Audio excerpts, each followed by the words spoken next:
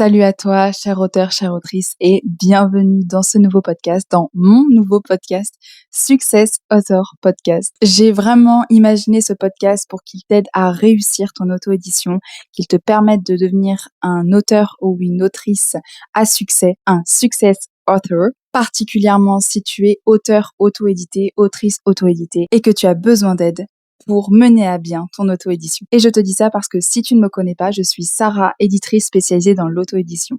En gros, je gère vraiment tout de A à Z pour un auteur auto-édité, de la correction jusqu'aux ventes. Je vais vraiment faire toutes les étapes. Pour ce qui est de la créa, je m'occupe de la correction, de la mise en page, de la création d'une couverture avec un graphiste, des démarches administratives comme l'ISBN, la BNF, la protection du texte, l'organisation de dédicaces et bien sûr, je forme aussi les auteurs en communication et à une stratégie de vente pensée pour l'auto-édition, ma méthode pour vendre et surtout avoir un maximum de rentabilité quand tu te lances en auto-édition et quand tu veux réussir surtout ton auto-édition. Mon offre s'appelle Success Author, tu l'auras deviné, et j'ouvre très régulièrement des places pour cet accompagnement.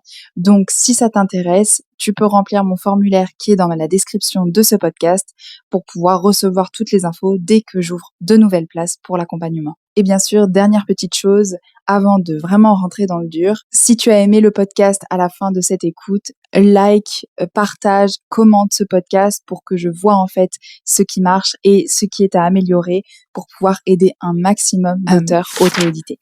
Pour bien commencer ce nouveau podcast et pour lancer du coup le podcast, j'avais envie de parler d'un sujet qui m'intéresse énormément, qui est le concept de l'auteur à succès. Quand on pense à un auteur à succès, on pense souvent à un auteur qui a vendu un best-seller, comme J.K. Rowling par exemple, qui a vendu avec Harry Potter des centaines et des centaines d'exemplaires, donc forcément qui vide sa plume littéralement. Je crois même que c'est la première autrice millionnaire grâce à ses livres, ou plus récemment, et surtout si on vient regarder du côté de l'Hexagone, de la France, on a Virginie Grimaldi ou Guillaume Musso, par exemple, qui vivent de leur plume et qui sont donc des auteurs à succès en France. Forcément, quand t'es un auteur ou une autrice qui est en train de lancer son auto-édition, qui vient de commencer à vendre, voir qu'il y a des auteurs qui vendent des centaines et des centaines d'exemplaires, ça crée à la fois une envie, ça fait rêver, et en même temps, ça crée de la frustration, de l'envie. On a envie d'être à leur place, mais on n'y est pas. Et ça peut créer du doute, surtout qu'après, on entend énormément de choses à côté par rapport au marché, par rapport au genre littéraire, à ce qui donne envie aux lecteurs actuellement, etc. Bon, bref, on peut vite se sentir submergé par toutes les informations et ça peut vite créer énormément de frustration. Et en vrai, c'est normal en fait que ça crée de la frustration parce que tu as lancé ton livre, ou en tout cas tu penses, tu as envie de l'auto-éditer ou tu l'as déjà auto-édité, tu as envie de le vendre un max, tu as envie d'avoir une stratégie qui marche pour le vendre, tu as envie d'être reconnu par tes lecteurs, tu as envie d'avoir une communauté, tu as envie, pour résumer, de vivre de ta plume. Pourquoi pas de voir un jour ton livre adapté au cinéma? Et actuellement, c'est pas le cas et ça peut être très frustrant. Mais ce que beaucoup oublient et ce que tu as peut-être toi-même oublié, c'est que le best-seller, c'est pas une norme en fait. Le best-seller, c'est une exception à la règle. Il y a quelques bouquins effectivement qui sortent du lot et qui font des tas et des tas et des tas et des tas de ventes, qui font vraiment, enfin, c'est même plus des tas de ventes à ce niveau-là, je dirais même que c'est des explosions de ventes. Et on a tendance à penser qu'il n'y a que ces auteurs-là qui peuvent vivre de leur plume parce qu'ils vendent des quantités astronomiques d'exemplaires. En réalité, tu peux vivre de ta plume bien avant que ton livre soit un best-seller.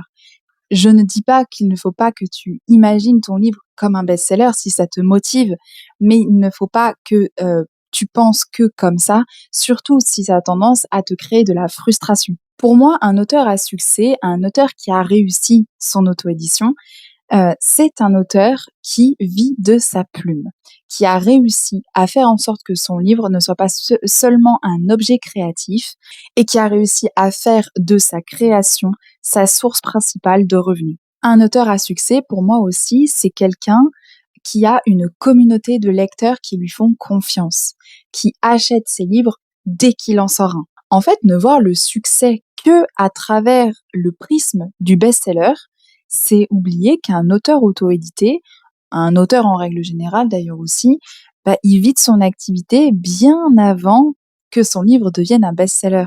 C'est pour ça que se foutre la pression sur ça, c'est pas forcément la meilleure solution et c'est pas forcément ce que je recommanderais. Là, comme ça, tu te dis, mais qu'est-ce qu'elle me raconte? Comment c'est possible de vivre de sa plume avant qu'il y ait des tas de ventes?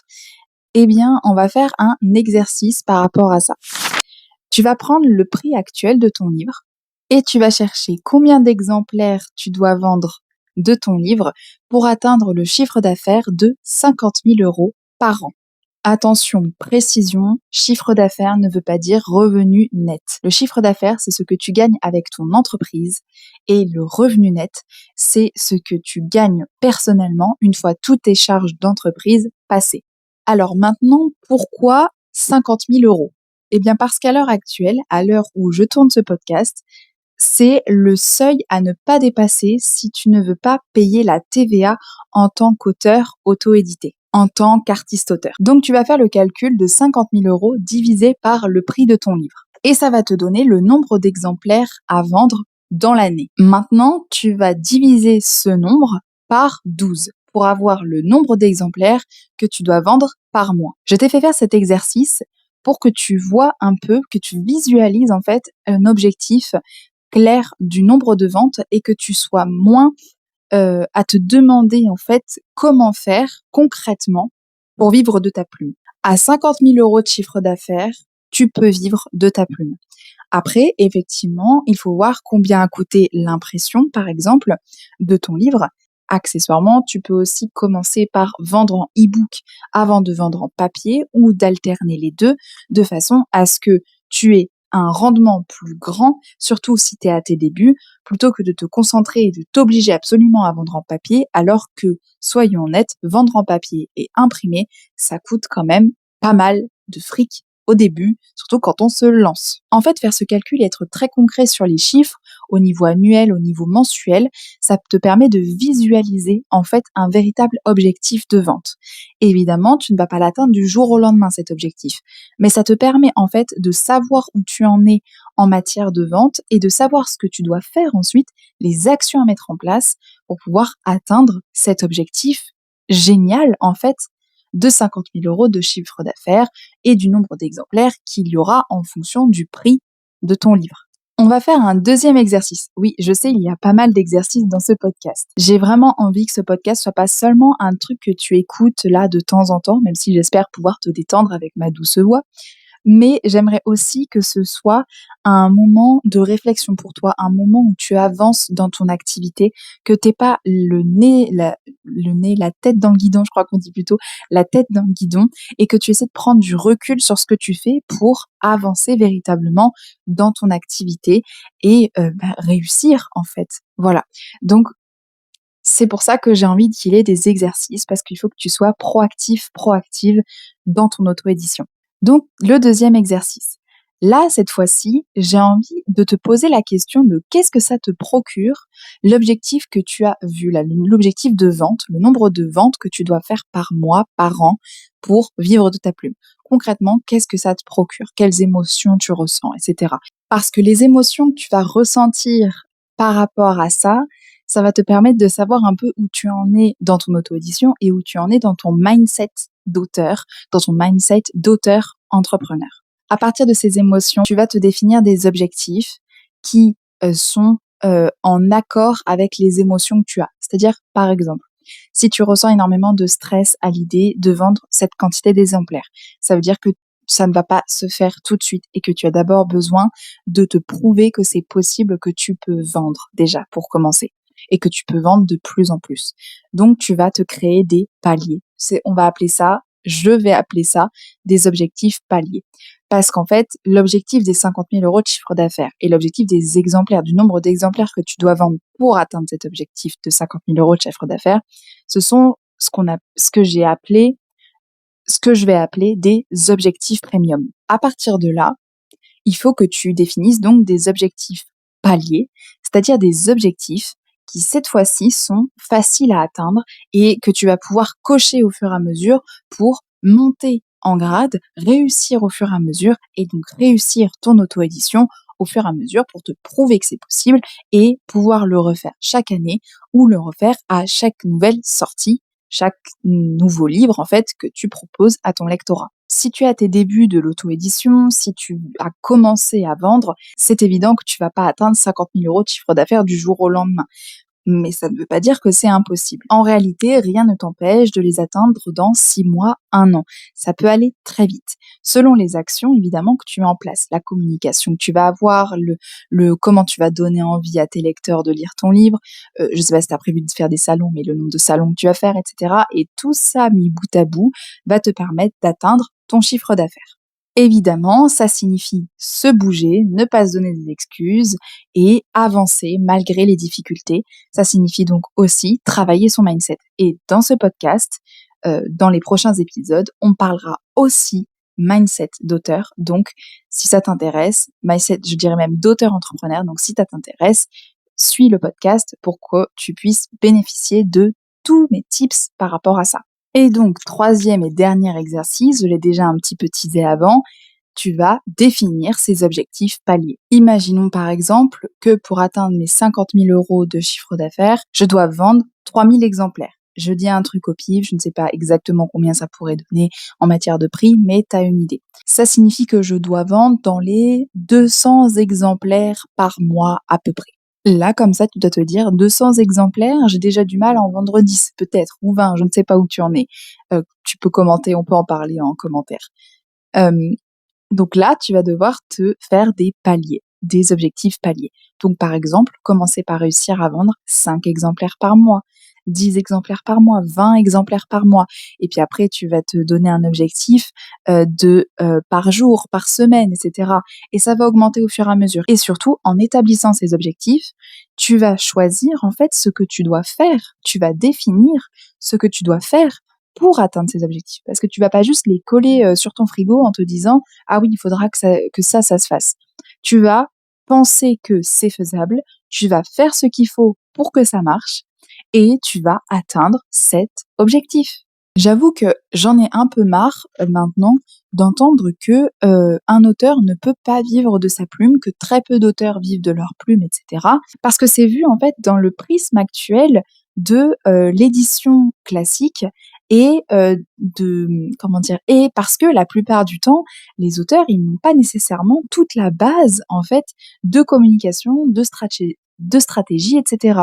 Résultat, en fait, bah oui, ils vont pas vendre beaucoup parce qu'ils ont pas les bonnes stratégies, ils ont pas la bonne manière de faire. Évidemment que c'est pas évident du premier coup, évidemment que certains vont abandonner, mais ceux qui vont pas abandonner, c'est ceux qui vont réussir. C'est comme, en fait, je suis désolée, je vais certainement faire très souvent ce parallèle, mais c'est comme tous les entrepreneurs actuellement.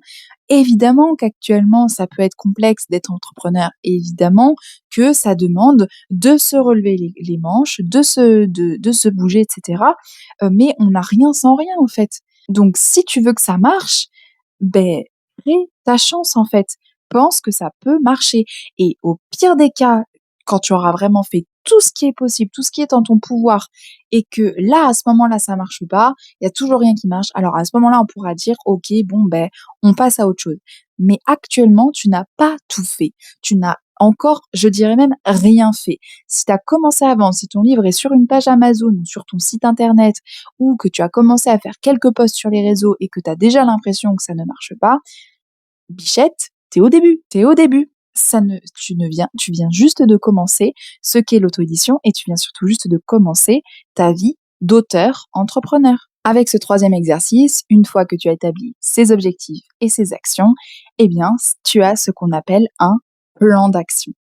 Ce plan d'action, il va falloir que tu le suives à la lettre parce qu'il va te permettre de réussir ton auto-édition, de devenir un success author, un auteur à succès, une autrice à succès. Petit disclaimer, pense aussi à revoir tes actions, tes objectifs souvent, à rester focus et à prendre du recul sur ce que tu fais parce que ça te permet aussi de pas travailler bêtement, de pas faire les choses bêtement tout en étant frustré des résultats parce que parfois il y a besoin de réajustement. Voilà. La question des objectifs, c'est genre 1/10 de tout ce qu'on fait dans Success Author, dans ma formation Success Author. Avec moi, tu apprends à communiquer à ton lecteur idéal, à te créer une communauté qui a envie d'acheter tes livres. Tu apprends aussi une stratégie de vente unique pensée pour l'auto-édition qui vient de ma petite tête, qui allie à la fois la partie vraiment auto-édition, c'est-à-dire vraiment les besoins d'un auteur, d'une autrice auto-éditée,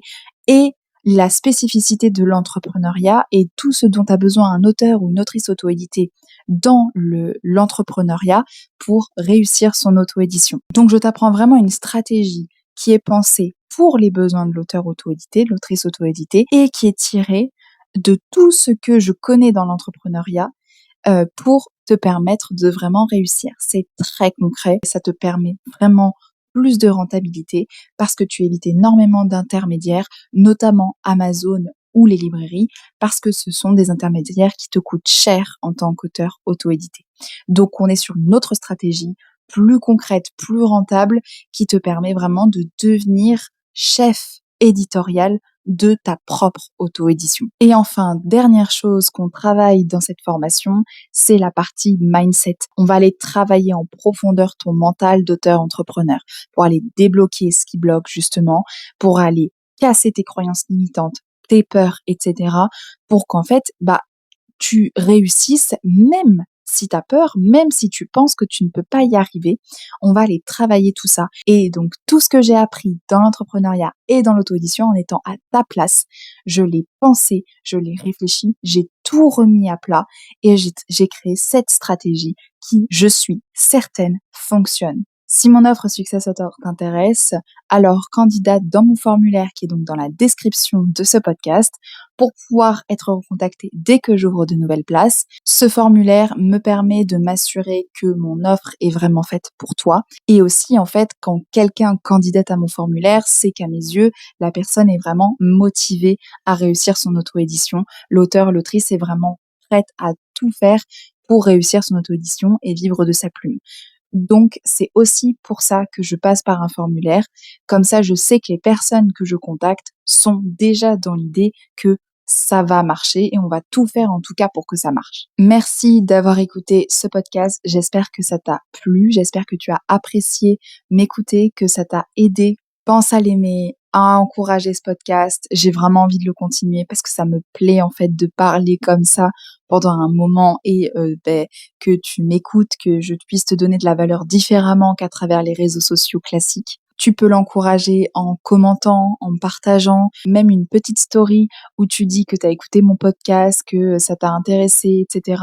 Ça peut vraiment me donner de la force. Donc je te remercie si tu fais ce geste et je te remercie à nouveau de m'avoir écouté pour ce premier podcast et je te dis à bientôt pour un nouvel épisode de Success Author Podcast.